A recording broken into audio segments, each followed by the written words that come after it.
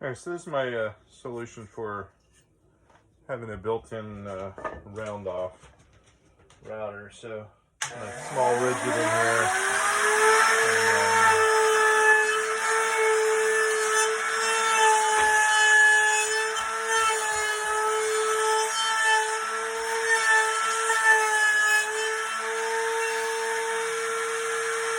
It's pretty simple.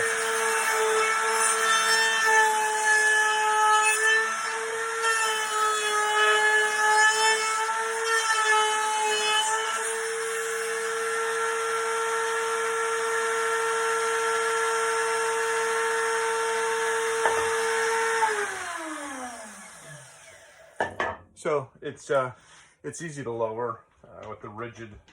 You just simply move that down. I don't know if you guys can see that from the video, but it's just a quick release for height adjustment.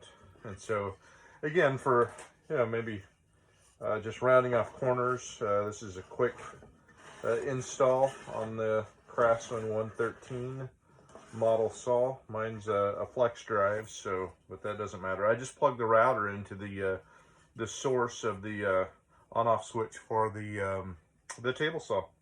So super simple to do. I just used clamps. I posted some photos. I took the plastic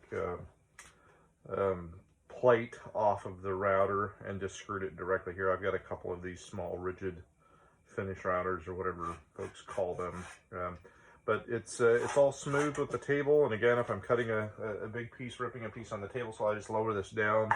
It's completely clear now, so I have no issues with that. If I need to use it, I simply push the button here, raise it to whatever height, lock it in place, and go. To lower it, it's just a matter of pushing it back down and locking it in the down position. Anyways, enjoy. Okay, so my second addition was to add a way to put a fence onto my mini router, or my finish router. So I had this fence here that was part of one of my old router tables. Not that I would use one much too often, but in the event that I wanted one, I wanted to be able to mount one on either side, this side or this side here. And so this actually gives me that option to be able to do this as these slats are the same size. So I took a piece of this, I think it's 1/4 inch. It fits perfectly in these grooves. And again, I don't know that it has to be solid hardwood, but we'll find out because I'm going to experiment with this.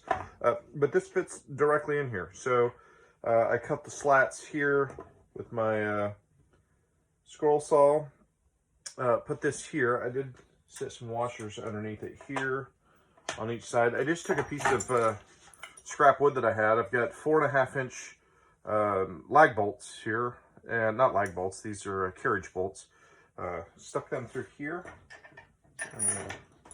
Run this up just like this.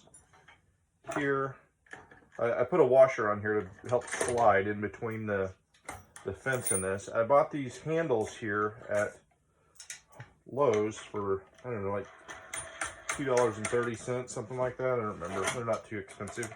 But anyways, I stuck it on here, the handles. And so now I can actually adjust my fence wherever I want to. Tighten this down. Obviously, you'll have to square up your fence. Just using I think a speed square would probably do the trick, or maybe a big T-square or something perhaps. But anyways, you get the idea. Square it up here, and then you just crank this down and you have a fence.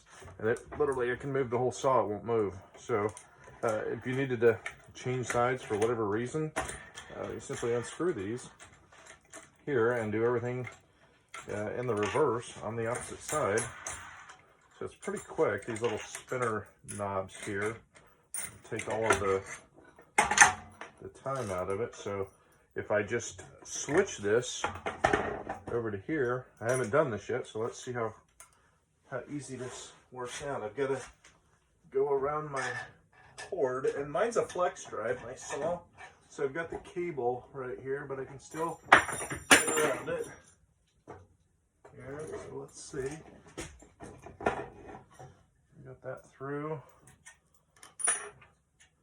put each one of the washers on here. Turn my fence around. Looks like no issues on this side either. Here, put this one on this side here. Oops. So I suppose if I wanted to stand on this side, I could still do the same and just kind of center my opening here. Yeah, so again, the fence moves in and out. You can see here's the router, so I can go almost, well, I can go all the way across it here. So it actually works out pretty good. So anyways, that's a simple solution there to be able to have a fence set up, and then when I'm not using it, obviously I can store it out of the way.